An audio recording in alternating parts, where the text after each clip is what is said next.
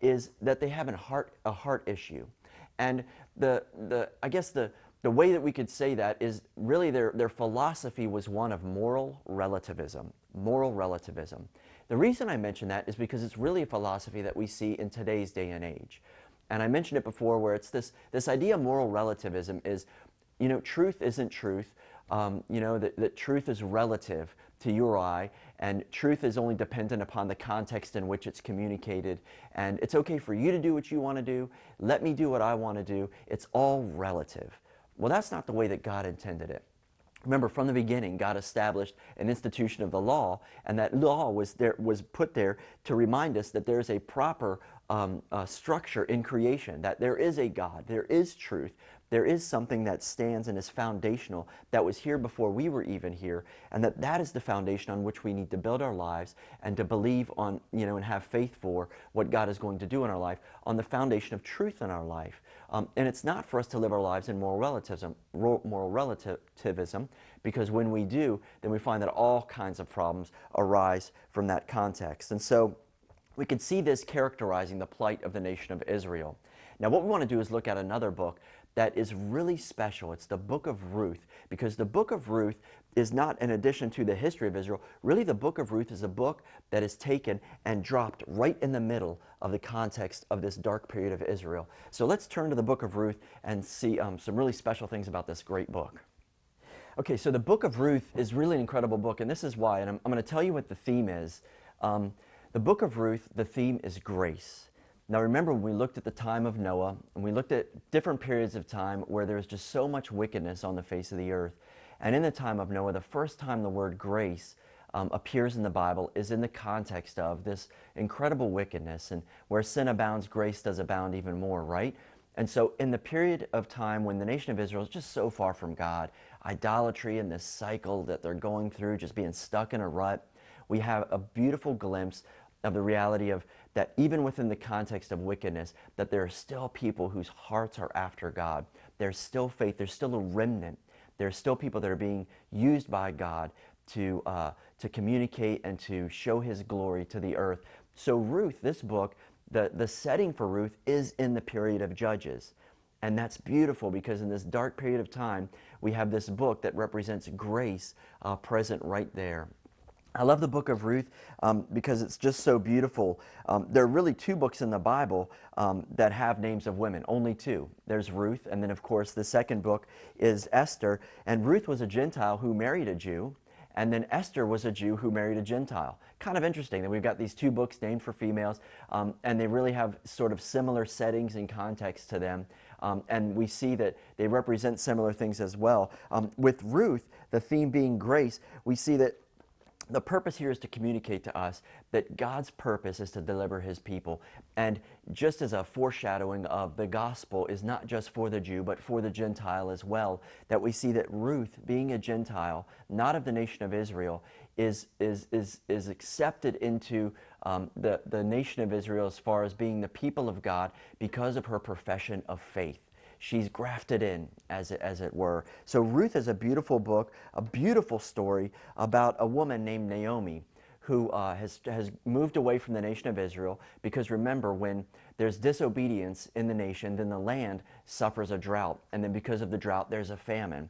And so what had happened was Naomi had moved out of the nation of Israel to another land, and she had taken with her her two sons and her husband ends up dying in this foreign land. And her two sons marry two women. They marry Gentile women because they're not in the nation of Israel. And then her two sons die. So here's this widow with two daughter-in-laws in a foreign land. And Naomi decides that, life has dealt her more than she can bear. She's just going to go ahead and go back to the nation of Israel. And she lets her daughter-in-laws know that you don't need to go back with me. I totally release you from your commitment to me as your mother-in-law. And you can go and hopefully you'll be able to find another husband and survive in this world. Well, we see that one daughter-in-law, she decides, okay, thank you, Naomi. Then I'm going to go ahead and accept you and take that offer. But the other one, Ruth, decides that she's going to make a profession of faith in the God of Naomi, and she's going to follow her mother-in-law back to the nation of Israel, back to the promised land, and just let God do what only God can do and trust God for whatever the future may hold. It was a pretty rough thing to be a widow in the time of the Old Testament period, because everything that a woman was tied up in the family. There was so much that was involved in being a wife and being a mother, and that was really where the identity of a woman was found. And so when a woman lost her husband and then lost all of her sons, there was no one there left to provide for her. It was a really dangerous place for a person to be. And so we can see that these two women that travel back to the promised land, they're in a really treacherous place as far as what their future may hold. So of course you know the story. Ruth begins to glean in these fields. She meets Boaz. Now, a picture I want to paint for you here as we finish talking about this book of Ruth is there's a concept that's introduced in the book of Ruth, and that's the concept of the kinsman redeemer, the kinsman redeemer. What that basically was part of the law of Israel allowed for this kinsman redeemer. The kinsman redeemer was a relative that was given the authority, the legal authority, to be able to purchase back in the context of, especially in this period of time, or in this context, where a husband had died, or a brother or a relative, a nephew had died, and everything that person possessed would be lost because there was no one there to carry on that name. And so another family member, a male family member, could step in and redeem, purchase that, being kin, a kinsman redeemer. And so Boaz is a picture of a kinsman redeemer here. He steps in, falls in love with Ruth, and he makes all things right by purchasing back, redeeming Naomi and her family back into the fold. And what's amazing about that is that we see that it's a type and picture of Jesus Christ, that Jesus Christ is our kinsman redeemer, that by the power of the purchasing power of his blood, he has redeemed all of mankind back into God's family, that we were lost to sin, that we weren't able to pay the debt that we had to pay for sin, that we couldn't pay that debt. It was beyond us to pay it because we're sinful creatures. But Jesus Christ, our kinsman redeemer, stepped in, paid the price, the ultimate price of his life, and redeemed all people back to him. And so for us to respond in faith, much in the way that Ruth, a Gentile, responded in faith, and when she laid at Boaz's feet, and he said, "What are you doing here?" She said, "Cover me, protect me, redeem me." That Boaz, as the kinsman redeemer, redeemed Ruth, brought Naomi back into the family. And we see just a beautiful picture, not only of grace, but this beautiful typical picture of Jesus Christ being our kinsman redeemer. I love that this story falls right within the period of the Judges. I just think it's a beautiful picture of even when things are dark and things get tough, and we know that happens even in life, that God is still there, God is still doing miracles, that there's still a light in the darkness, and he's looking for people who will be faithful. He's looking for people who will step out and say, "Okay, God, even in this darkness, I'll trust you." And he is moving and operating within the context of those people. That things around us, our environment, our context, it could be going in a bad direction. But if we will say, "Okay, God, despite all of that, I trust you and I'm going to seek after you," that God can still do something miraculous in our lives, even in that environment. I love that about this story.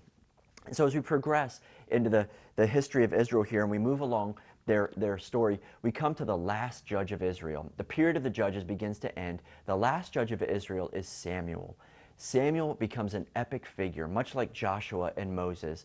He's a judge in Israel that is raised up, and his story, the way he got started, is really a miraculous story. His mother is actually barren. She can't have children, and she goes to the temple to pray. And as she's praying, she's just pouring her heart out before God. And the high priest, whose name is Eli, sees this woman weeping at the altar, laying out her heart before God.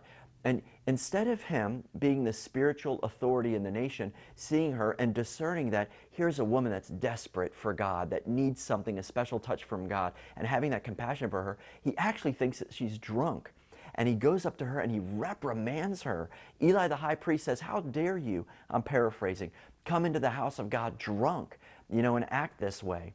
Now, if you were, travailing before God, maybe there's something going on in your life that you're like, "God, I need you more than ever," and you found yourself lying yourself out before God, maybe in a service or at the altar there, and the pastor comes up and says, "What do you think you're doing here? I can't believe you're drunk."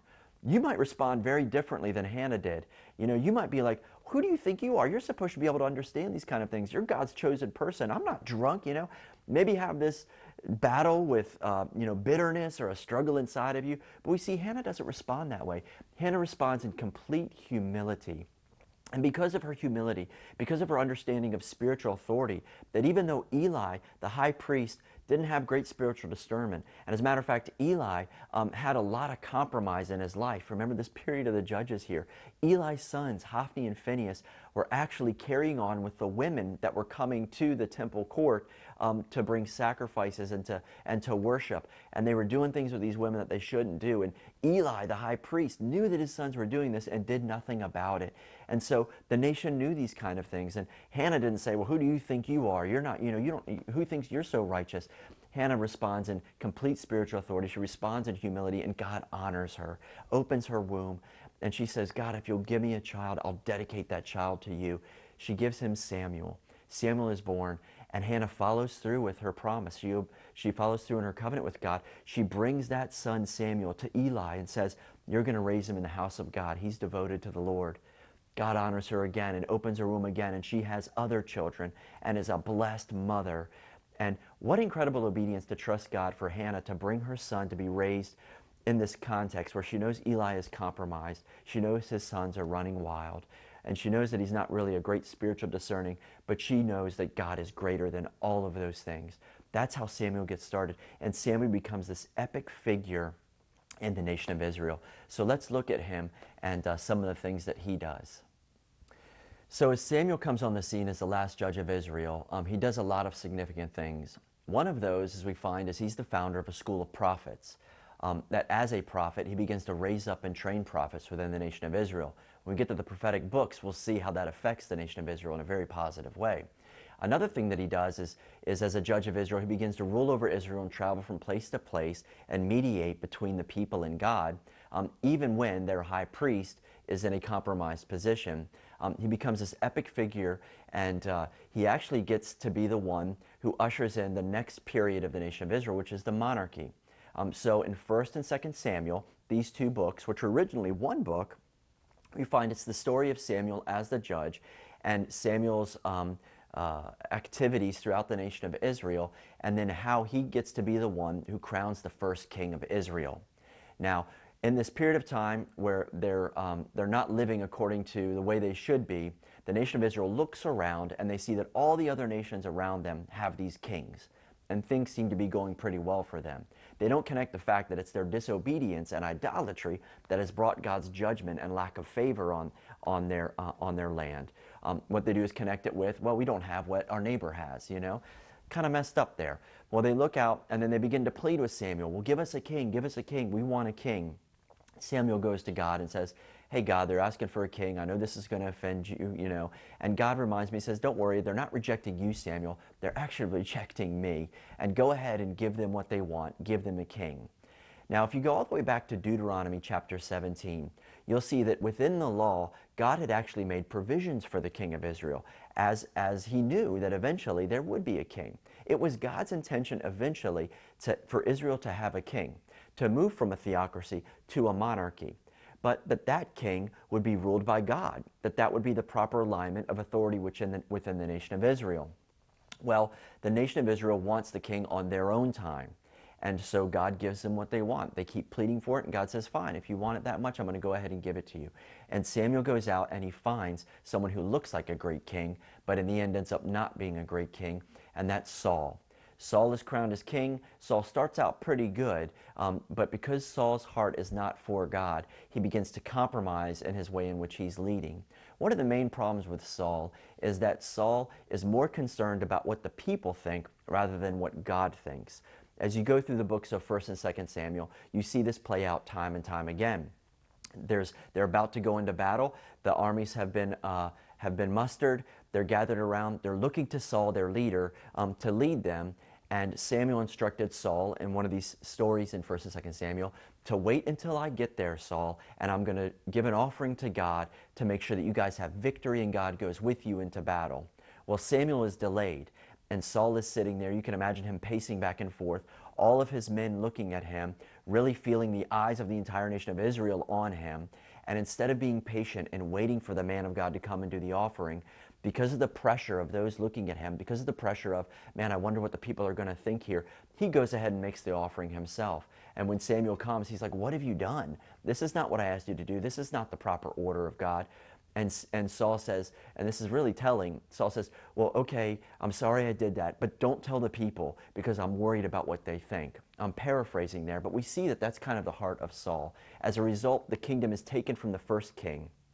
And we see that it's given to the next king. Samuel not only crowns the first king of Israel, he crowns the second king of Israel, who ends up being King David, one of the greatest, if not the greatest king in the entire history of the nation of Israel. And so Samuel crowns King David, and we see that if you go back, as I mentioned before, to Deuteronomy chapter 17, there's three things that God tells the kings that prophetically speaks to a kingdom and a king that he tells them not to do. The first thing is he doesn't want them to amass a bunch of horses.